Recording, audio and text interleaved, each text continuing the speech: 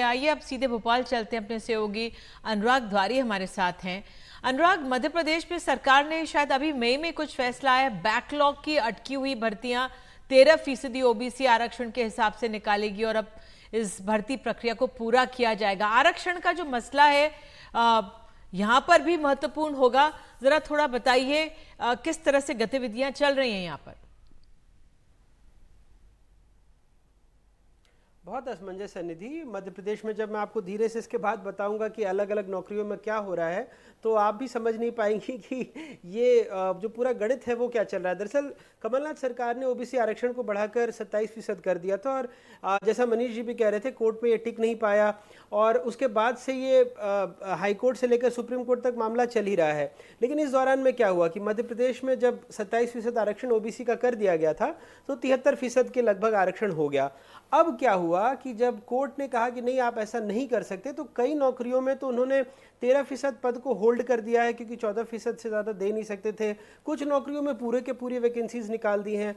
अब जैसे मैं आपको उदाहरण के तौर पर कुछ जो मैंने नोट करके रखा निधि, वो मैं आपको बताना चाहूँगा कि जो जीएडी की गाइडलाइन है वो ये कहती है कि मुख्य भाग में 87% और प्राविधिक भाग में 13% में बांटकर आप रिजल्ट घोषित कर दीजिए।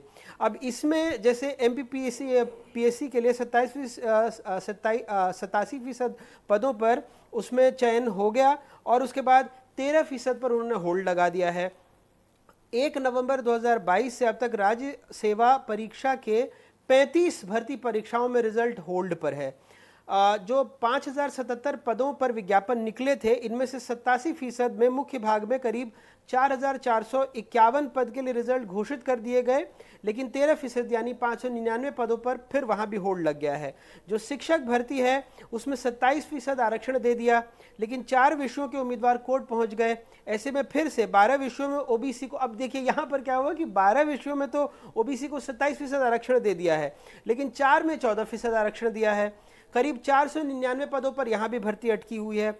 जो प्राथमिक शिक्षक भर्ती था उसमें भी 13% यानी 882 पदों पर चयनित उम्मीदवारों की नियुक्ति अटकी हुई है और इसमें कुल जो 1381 पद उनमें पर तो भर्ती नहीं हो पा रही। तो एक ही शिक्षक भर्ती में कहीं 14% और कहीं 27% से आरक्षण दे दिया गया और फिर कई पद होल्ड पर चले गए।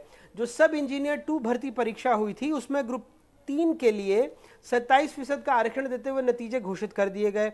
फिर से जब सामान्य उम्मीदवार कोर्ट पहुंच गए तो इस पर रोक लगा दी गई। 11 विभागों ने रिजल्ट को रिवाइज के बिना अपने स्तर पर 13% पद होल्ड कर दिए हैं और 20 विभागों ने 27% पद के हिसाब से भर्ती कर दी है। तो आप समझ रही हैं, चाहे शिक्षक हो, चाहे इंजीनियर हो, चाहे एमपीपीएससी हो, कहीं विभाग ने तो 27% पर भर्ती कर दी, कहीं किसी ने 13% पर कर दी, किसी ने पूरे के पूरे को होल्ड कर दिया, कहीं आधे उम्मीदवार चयनित हो गए और वो हमसे पूछते हैं कि साहब हमारे साथी का चयन हो गया और हमारा नहीं हुआ।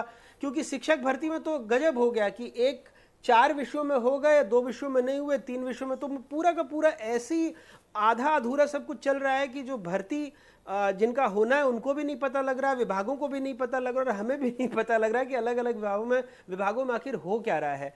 ये कहने में थोड़ी हंसी आ रही है, लेकिन आप ये सोचिए कि जिन बच्चों के पद या जिन उम्मीदवारों के पद अटके हैं। जी जी जी, आपकी बात पूरी कीजिए। हाँ, मैं वही कह रहा हूं कि ये सुनने में बड़ा हास्यास्पद लगता है कि अटक गया, लेकिन अगर आप गंभीरता से सोचिए तो जिन उम्मीदवारों का चयन नहीं हुआ या होकर भी नहीं हुआ या होने के बाद वो होल्ड पर चले गए, उनकी क्या हालत हो रही होगी। बिल्कुल, कितना पेचीदा मसला है और कितना घुमा हुआ है, कितने सवाल हैं वहां पर मध्य प्रदेश में।